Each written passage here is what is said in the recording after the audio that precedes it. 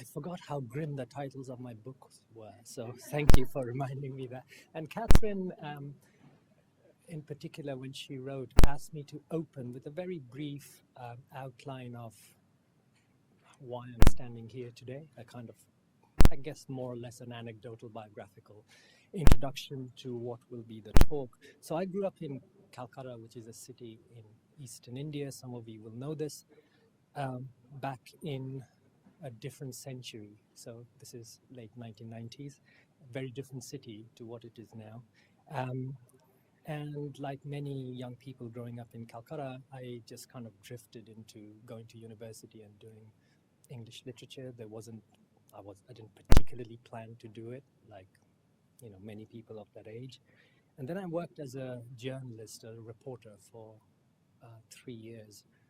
And let me tell you, reporting in Calcutta in 1990s was a very different beast, right? Editors punched you, for example, if you missed deadline. And then there were no computers or laptops. We used to get these things called bromides. Somebody used to run with it and give it to you, that you had to kind of type in a story, and then you took it to this little cutting room where these people were sitting with scissors, and they would cut it and paste it on a sheet that would then go into a printer. So it's a very different world.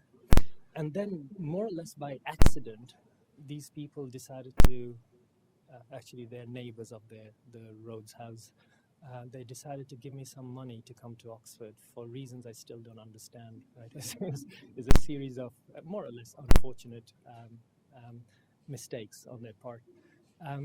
And so Oxford was kind of, I knew people who had been to Oxford, and I kind of had a visual map of what it would be like. But obviously, when you're in how old was I? I was 24 then, 24, 25. So I was a bit older than the undergrads, but, and it was my first time living away from India, etc. Oxford was kind of, I can't really reveal all the stories in public, but it was kind of interesting place to be as a PhD student. For example, I tell my PhD students this now, and they don't believe me. The first time anybody looked at a draft of what I'd written was for my Bible. Nobody had seen a single note of what I'd written ever. And I didn't know that wasn't a thing. I was like, okay, maybe this is how things work here. So I was completely fine with it.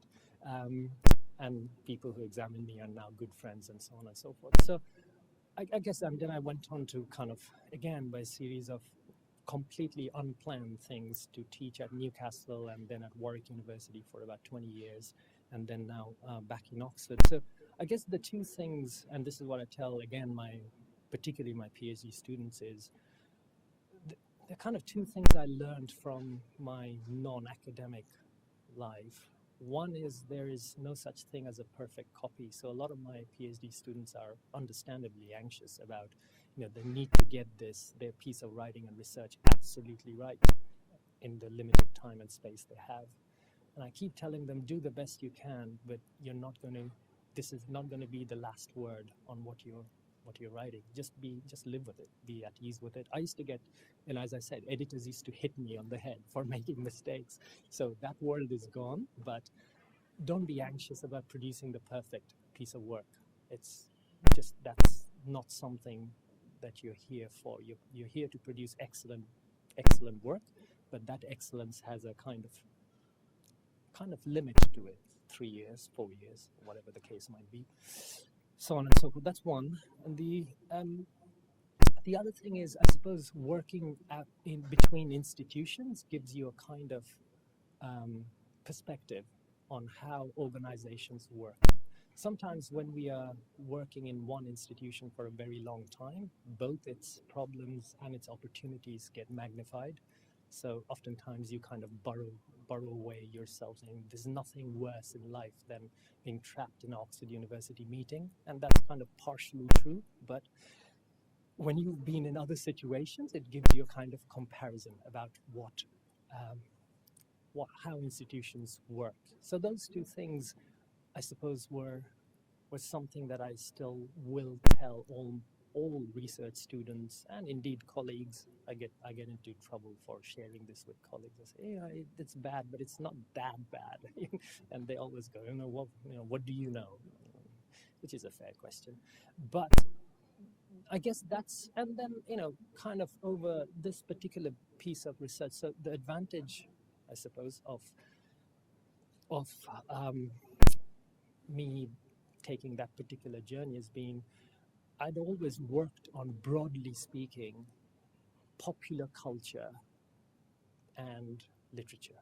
So I didn't really have these kind of precious thoughts about the literary work being the kind of pinnacle of human existence or civilization. So that gave me a kind of less than precious um, perspective on how literature works. So first, as Tina was saying, my first book was on law and criminality and crime fiction. Then my next two books were on generally environmental change, climate change, and fiction or literature from South Asia. Of late, I've been working on science fiction and technoscience. So I was never really bothered by working with canonical stuff too much. And that's partly an effect of how I grew up, where I grew up. And I never really had a kind of imposter syndrome about it. I kind of thought that this is okay. You can work on this. I think some of my colleagues are a bit scandalized by that, but that's okay. This piece of research came out of, or this piece, what I'm going to talk about today, came out of a couple of essays. Actually, firstly, that science fiction book I wrote in about 5 years ago now, and one chapter of that was roughly on how in the mid-20th century, mostly in the global south, but particularly in South Asia, thinking about artificial intelligence or machine learning happened mostly outside institutions, mostly outside laboratories, mostly outside universities, partly because of the lack of infrastructure post-independence in South Asia. The second thing second kind of background for this is there's a 2-volume collection of essays now published from Cambridge University about 2 years ago called AI and the Global South. And part of it was this essay on Indian science fiction and AI that I wrote there. And part of what I'm going to talk today is really a kind of outgrowth of that essay. So I realize I'm standing between you and the first course, so I'm going to try and keep to time here. Okay, let me find the clicker if I can, and go to the next slide. So I don't know if you recognize this person, Satyajit Ray. Anybody here who's familiar with Ray's film or music or anything else? If it's no, that's a good answer because I can tell you a little bit about him. So that's Satyajit Ray, and he first breaks into the global consciousness, I suppose, with that trilogy of films, which is in Bangla you call it the Opu trilogy. It's the Song of the Road. Between 1955 and 1959, I recommend you watch it. Get a lot of fresh supply of tissues and handkerchiefs because you're going to cry a lot.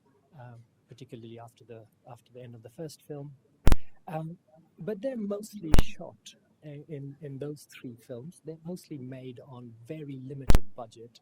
It's nothing to do with artificial intelligence or science fiction. It's basically a kind of, I suppose, South Asian take on the Italian neorealist, post-war neorealist filmmaking, and are now acknowledged as masterpieces.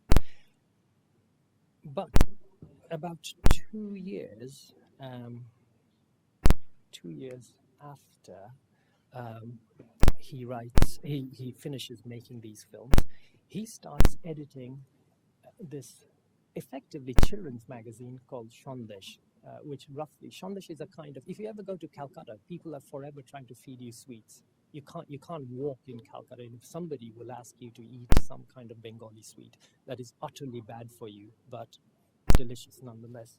Shondesh is one of those sweets, but it's also a kind of pun, which translates roughly as sweet news. Between 1961 to 1995, he's the editor of this magazine, and part of this magazine is given over to what later on will be recognized as the first significant corpus of Bengali science fiction.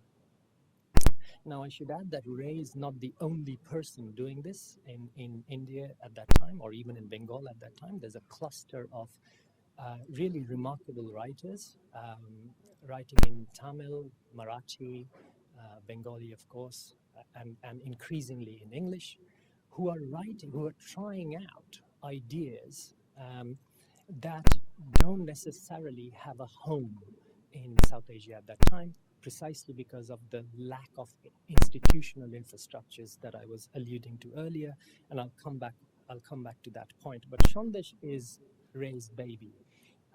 He takes the design, he designs it, he edits it, he publishes it, he writes a lot of it, etc.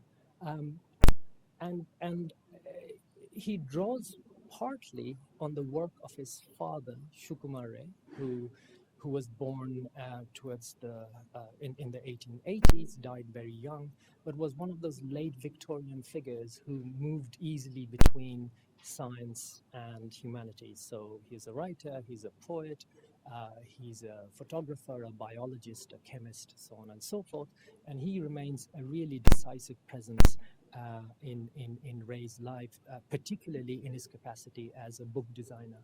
And I'll come back to the designs of Shondesh in a second.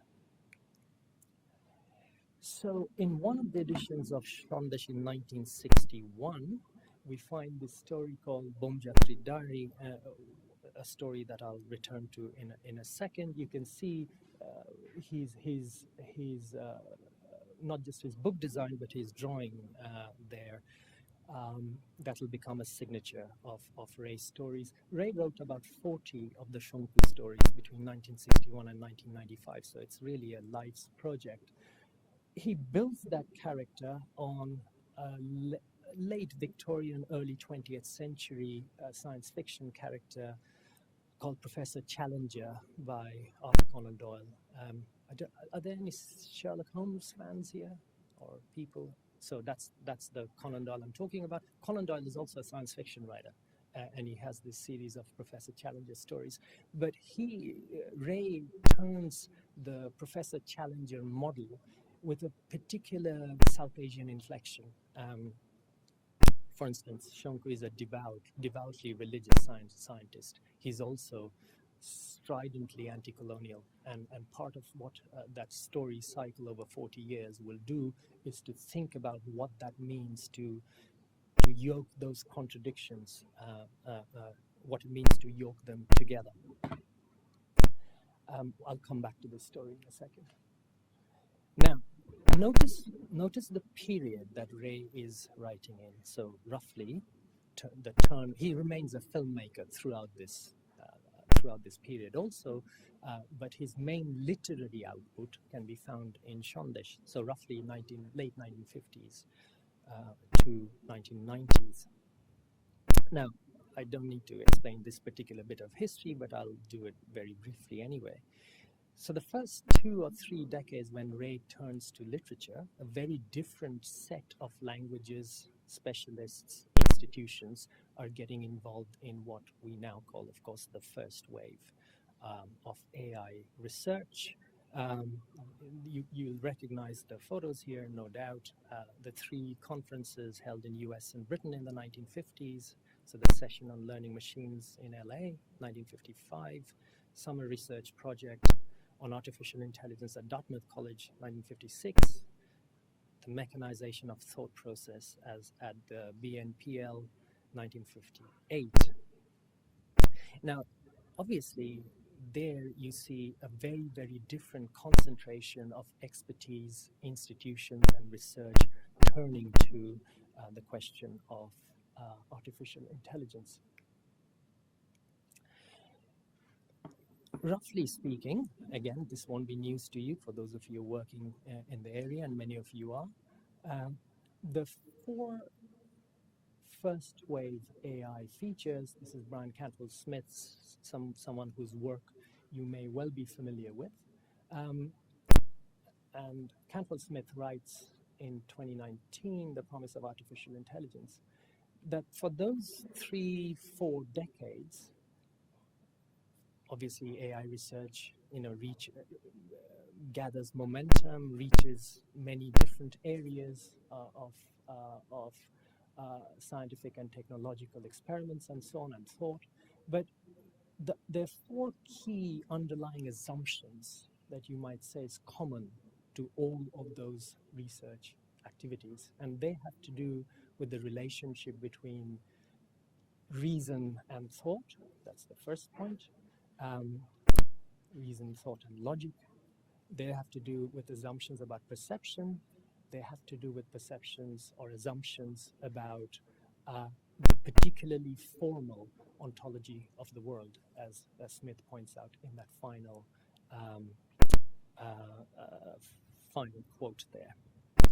I'll leave that on for a second because I want you to think about the contrast between what is going on in the US, Europe, and Britain at that time, both in terms of institutions and where the work and where that is happening, and the assumptions that underlie those experimental, largely experimental, but not just work.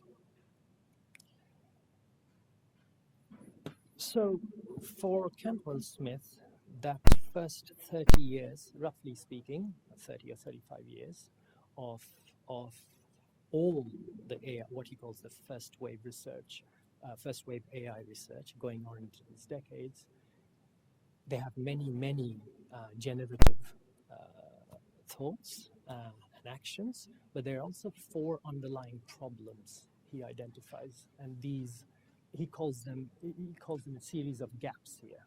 Again, this may well be familiar with you. I'm rehearsing this as to offer you a contrast, but also a comparison between what is going on in other parts of the world in completely other domains, that is to say, in popular literary works, and how what we think of the kind of research culture of AI today develops in Britain and US and also Europe. So these four gaps Cantwell-Smith calls the neurological gap, the perceptual gap, the epistemological gap, and the ontological gaps. Again, I'll leave this up for you. We might come back to this in the discussion.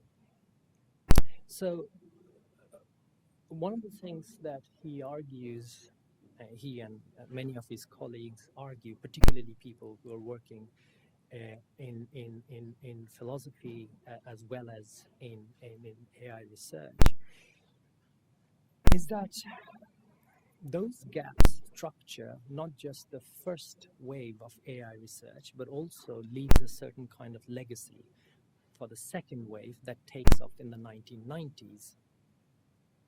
I'm going to just paraphrase what he says there, that from the 1990s, powered by deep machine learning, big data, and significant advances in computational power, for Cantwell-Smith and others, they carry a risk of floundering unless they're guided by a revised, what they call a revised framework of judgment and reason.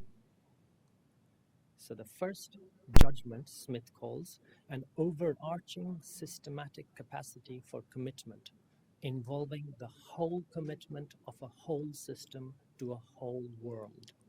And it'd be good to kind of hold those words in our thoughts now as we think about that relationship between judgment and reason. The second reason he interprets as necessarily incorporating some of the commitments and compulsions to action that are often associated with affectual states, so emotional states. That's Smith's analysis of the legacy of what he calls the first wave of AI research to the second wave in the 1990s. For our purposes, just think of that period where very different locations are yielding different but comparable ideas of what constitutes intelligence in the first instance and then machine intelligence in the second. Obviously, behind Cantwell-Smith lies a whole 200-year history of testing out those relationships. Immediately, one or a couple of years before the first wave of AI takes off, this is a very famous occasion where Jeffrey Jefferson delivers the Lister oration in 1949, June 25, which is then published in the British Medical Journal, an essay called The Mind of the Mechanical Man. Notice how Jefferson focuses on those very categories that Smith takes as the ground of his judgment about machine intelligence. So goes on to say, not until a machine can write a sonnet or compose a concerto, because of thoughts and emotions felt. So going back to what Cantwell-Smith was saying, affect, and not by the chance fall of symbols could we agree that machine equals brain. No mechanism could feel, and so on and so forth. The accent there is trying to tease out a particular relationship between affect and thinking as such. Jeffrey Jefferson is by means not at all alone in this particular kind of drawing out on that kind of relationship. Equally famous essay, Alan Turing's essay, Computing Machinery and Intelligence, of course, The Imitation Game, etc. Notice the accent that Turing puts here on the notion of mimesis or imitation, which is going to be one of the key grounds of thinking about thinking as such, or intelligence as such. This is such a familiar passage. I'm not going to go. I'm assuming this is such a familiar passage. Is that? I'm seeing people saying no. I'll leave it up in a second. This is Alan Turing's essay where he proposes, as he says, the new form of problem. So he starts with this thing that I propose to consider the question: can machines think? This should begin with the definitions of the meaning of the term machine and think, and he proposes to completely change the terms on which those two terms are usually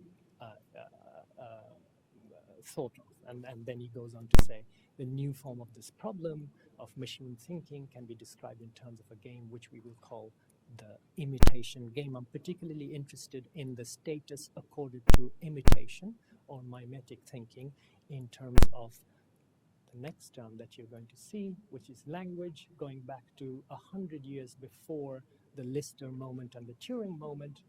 Again, might be a very, very familiar passage, Charles Babbage, talking about calculating machines. Note the terms of Babbage's engagement there: the assistance of the human mind without any mental attention, etc., etc. The final paragraph gives you or clinches that contrast, whether when the numbers on which it is to operate are placed in the instrument, it is capable of arriving at its result by the mere motion of a spring, a mechanical motion, a descending weight, or any other constant force. That's the question. He said, if the answer be in the affirmative, the machine really is automatic. If otherwise, it is not self-acting. Again, it'll be good to pause on that idea of self-acting and what that means in terms of both machines and non-machines. Charles Babbage's famous or not so famous collaborator, she should be famous, of course, Ada Lovelace. Again, you may be familiar with that particular passage. Lovelace's writings were hard to collate and gather. It has now been done, or it has been done, or it is continuing to be done now. Lovelace, by the way, is also related to Lord Byron, the poet, and partly of what her interest in, she's a mathematician herself and works with Charles Babbage. Her interest here is, of course, in the nature of language, as you can see in that particular passage. So the Lister moment, the late 1940s, and the Turing moment doesn't spring out of a vacuum. It's got a history of roughly 150, 200 years of thinking about the relationship between logic, reason, emotions, and in particular, languages in trying to frame or think about what intelligence, machine or otherwise, constitutes of.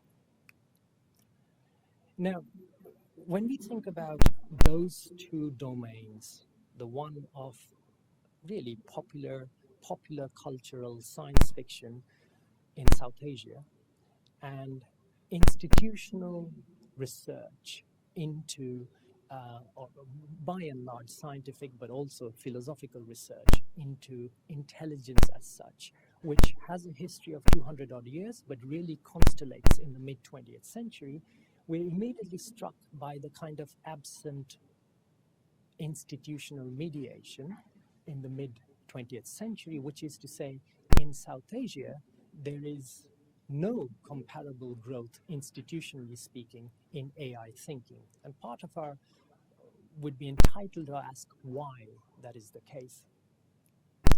Part of what happens after 1947 in South Asia, not just in India, is simultaneously an investment in science, but particular kinds of science for particular kinds of nation building. That's the priority, the name that historians of science give this to this particular kind of public science policy is Nehruvian science after the first Prime Minister of independent South Asia, Jawaharlal Nehru. And for Nehru, he calls laboratories the temples of our age, famously, right? And for Nehru, science is a requirement for national self-sufficiency. So David Arnold, writing about Nehruvian science in postcolonial India, detects these 5 features. It's a socio-cultural program aimed at fostering modern democracy, conducted for the people, but at the direction and discretion of the state. The driver for building institutions. It's a part of India's international policy, non-aligned policy, and it's a historiographic project to think about India's long civilizational history in South Asia. None of which, of course, prioritizes AI research, because India simply doesn't have the capacity to do that between 1940 and 1970, when the focus is on being self-sufficient in food, being self-sufficient in health, so on and so forth. So nation building. So part of what explains the growth of popular science fictional writing in South Asia precisely at the time when there is no institutional backing or institutional possibilities of thinking about AI research of the kind that is going on in Western Europe and Northern America, is explained by its history or the particular position or the particular moment of investment in nation building in its most basic terms. What happens as a result is those conversations get tested out in exactly the kind of experiments or literary experiments that Ray and others are conducting at the time.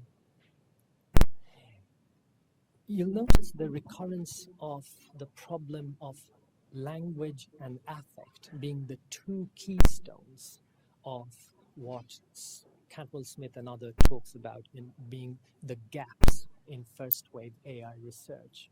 Not coincidentally, those 2 things are exactly the thematic priorities of particularly Ray's work, but not just around this time, over those 3 or 4 crucial decades from 1950s to 1990s. So that story I mentioned before, The Diary of an Astronaut, which is first published as a short story in Shondish, is then republished as a novel, as an expanded version in 1961, in the same year.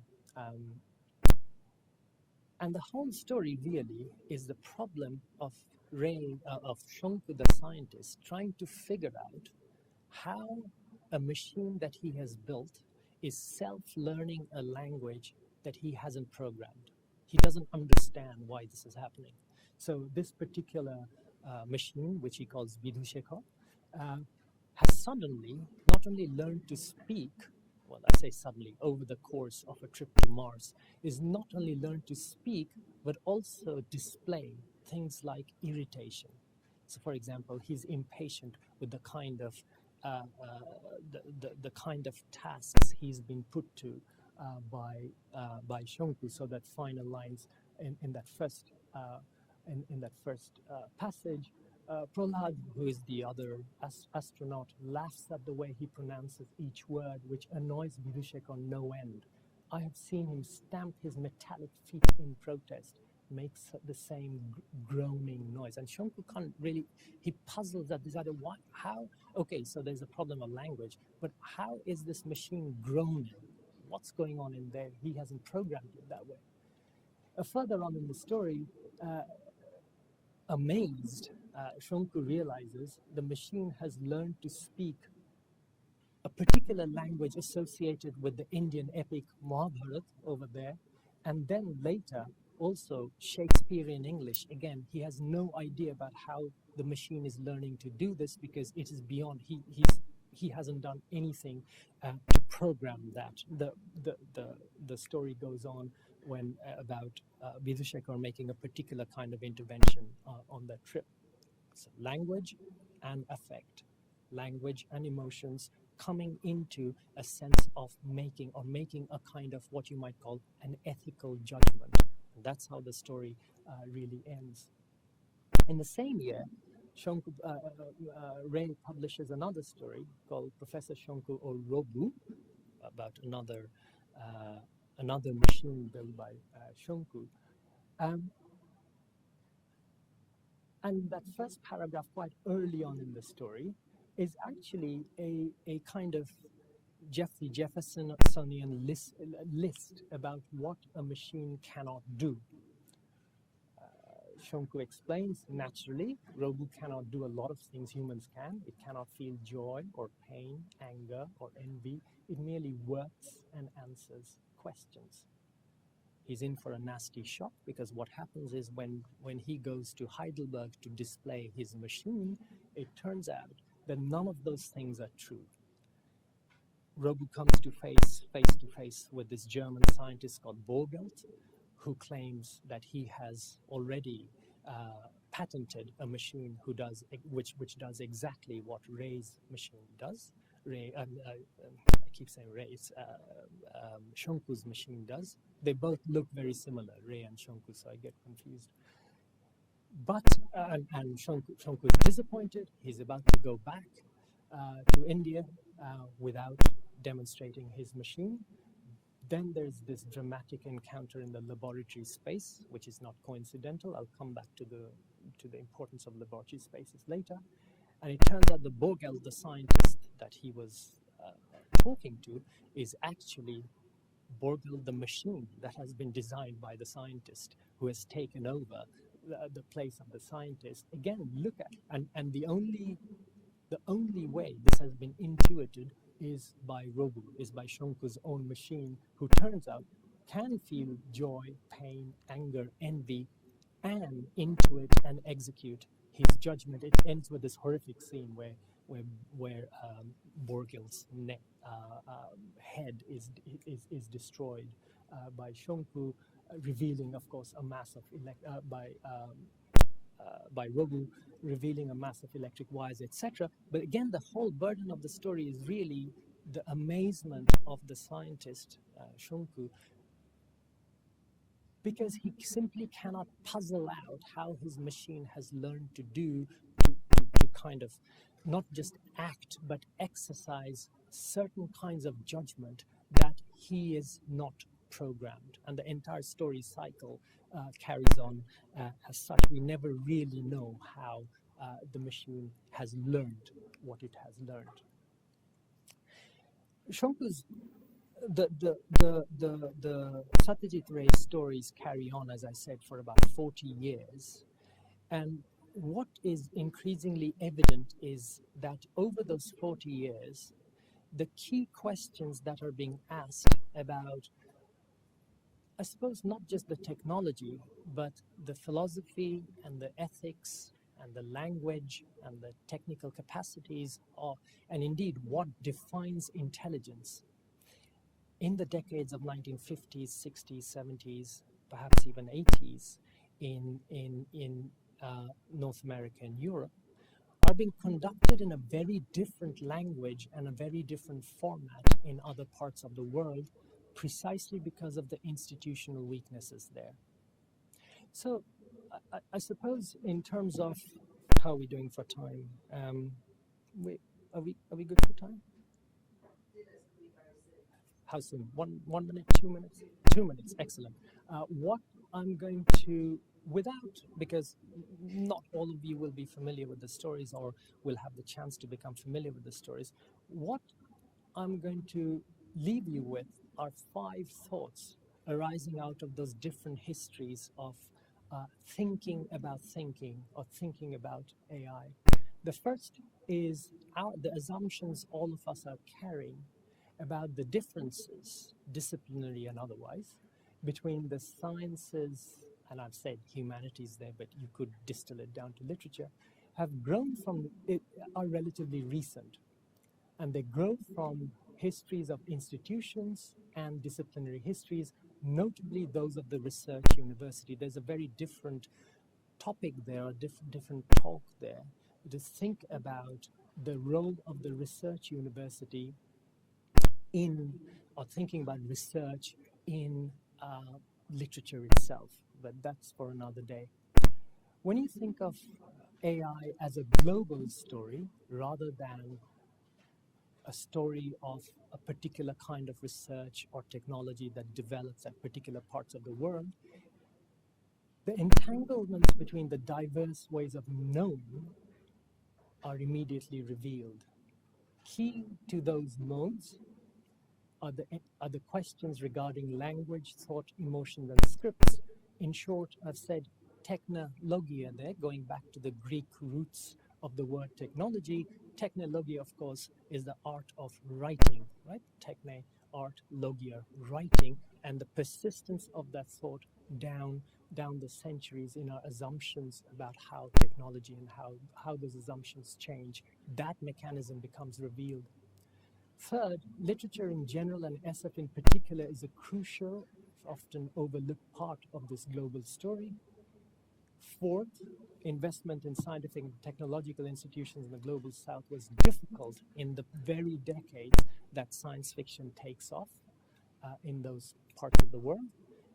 And this popular scientific culture pioneered by fiction can perhaps help us reassess what we think we know about AI as well as about technology as such. So those are the 5 things I'll leave you with as you dig into your first course. When we come back, there'll be a couple of other things I would like to propose to think of together, and we can do what Tina suggested over dessert. So that's been a map of, I suppose, a history of AI thinking in particular parts of the world, the literary thinking of AI in other parts of the world, and how they might come together to redraw the map of what we now think of, what intelligence, not just machine intelligence, what intelligence is. I'll stop there and let you eat.